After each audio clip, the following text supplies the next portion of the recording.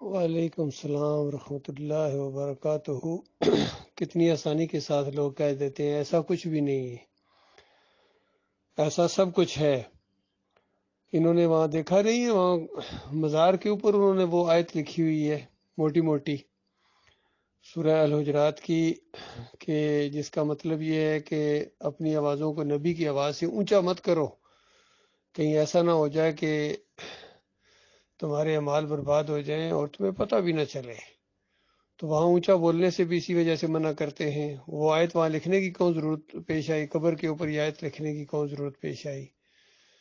باقی یہ اس کی مثال میں دیا کرتا ہوں، جس طرح کسی بچے کے سامنے کوئی بہترین کھلونا بھی رکھو اور اس کی تعریفیں بھی کرو، اور پھر ساتھ ہی کہو اس بچے کو کہ ہاتھ نہیں لگانا ہے، میری بات یعنی میں تمہیں حکم دیتا ہوں کہ اس کو ہاتھ نہ لگاؤ، تو بتاؤ بچہ تو ہاتھ لگائے گا، اور پھر جب ہاتھ لگائے اور پھر اس کو سوٹیاں مارو اور کہو کہ تو نافرمان ہے اور تو یہ کہہ رہا وہ ہے۔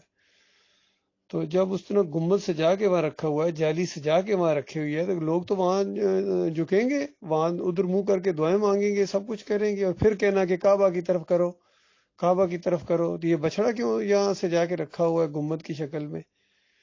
تو یہ بہت بڑے مجرم ہیں۔ اور اس کے بعد ہر وقت وہاں سے آوازیں تھوڑی آتی رہتی ہیں تمہارا درود یہاں وہ سنتے ہیں، وہ تو کتابوں میں لکھا ہوا ہے نا، وہ تو حج اور عمرہ کی کتاب ہے، اس کے اندر لکھا ہوا ہے۔ عبداللہ بن باز جو ان کا مفتی اعظم سعودی عرب، اندازہ ایک دم عام مولوی نہیں، مفتی اعظم سعودی عرب، ابھی تو خیر فوت ہو گئے، اسی شرکی عقیدے کے اوپر وہ فوت ہوئے ہیں۔ انہوں نے اس میں وہ جھوٹی روایت پیش کی ہے کہ دیکھو نبی علیہ السلام نے خود فرمایا کہ جب تم یہاں صلاۃ والسلام پڑھتے ہو تو میری روح اللہ واپس کر دیتا ہے، اور میں سنتا ہوں جواب دیتا ہوں۔ یہ ان کا عقیدہ ہے، سارے آج حمدیوں کا عقیدہ ہے، اور جو بات چیت بھی ہوتی ہے وہ بھی یہی ہے۔ بہت بڑا اسپوکس مین ہے ان کا یہ توصیف الرحمان راشدی، وہ تو بہت زور دیتا ہے اس کے اوپر کہ جہاں کہیں تم درود پڑھو فرشتے یہاں نبی علیہ السلام کے پاس قبر میں پیش کر دیتے ہیں، حالانکہ ہم اللہم صلی علی محمد کہتے ہیں، یہ دعا مانگتے ہیں نبی علیہ السلام کے لیے، تو ہماری دعا فرشتے لکھتے ہیں، اور ویسے بھی اللہ تعالیٰ عالم میں سننے والا ہے، اور ہمارا ریکارڈ اللہ کے پاس جا رہا ہے، یا مدینے میں نبی علیہ السلام کی قبر کے اندر جا رہا ہے۔ نبی علیہ السلام خود فرمایا کرتے تھے میں پیر اور جمعرات کو روزہ رکھتا ہوں، کیونکہ پیر اور جمعرات کو انسانوں کے اعمال اللہ کے ہاں پیش ہوتے ہیں۔ تو نبی علیہ السلام کا یہ عقیدہ، سارے صحابہ کا یہ عقیدہ، اور انہوں نے یہ عقیدہ بنا دیا ہے کہ جب قبر کے اوپر آ کے پڑھو تو روح واپس آ جاتی ہے، اور اللہ فرمائے وَيُمْسِكُ الَّتِي قَضَىٰ عَلَيْهَا الْمَوْتَ، جس کے اوپر بھی موت کا فیصلہ نافذ کیا جاتا ہے اس کی روح کو اوپر روک لیا جاتا ہے۔ پھر سارے شہداء کی جنتی زندگی ثابت ہے۔ خود نبی علیہ السلام بخاری کی روایت کے اندر کہتے ہیں کہ اللہ تعالیٰ نے مجھے وہ میرا مقام دکھایا جب وہ معراج کی موقع کے اوپر بھی، اور ویسے خواب میں بھی، جو ایک جسمانی معراج ہوئی، اور ایک خواب میں بھی نبی علیہ السلام کو جنت اور جہنم کے مناظر دکھائے گئے۔ تو دونوں جبریل علیہ السلام اور میکائیل علیہ السلام نے کہا کہ یہ آپ کا مقام ہے، اور بہت ہی خوبصورت جگہ نبی علیہ السلام کو نظر آئی۔ تو پوچھا یہ کس کا گھر ہے؟ فرمایا یہ آپ کا گھر ہے۔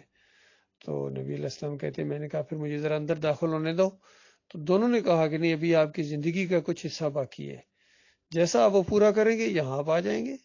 تو یہ تو نبی علیہ السلام اس جگہ ہیں، الوسیلہ مقام کے اوپر ہے نبی علیہ السلام، اس قبر میں نہیں ہے زندہ، بالکل ڈیڈ باڈی ہے۔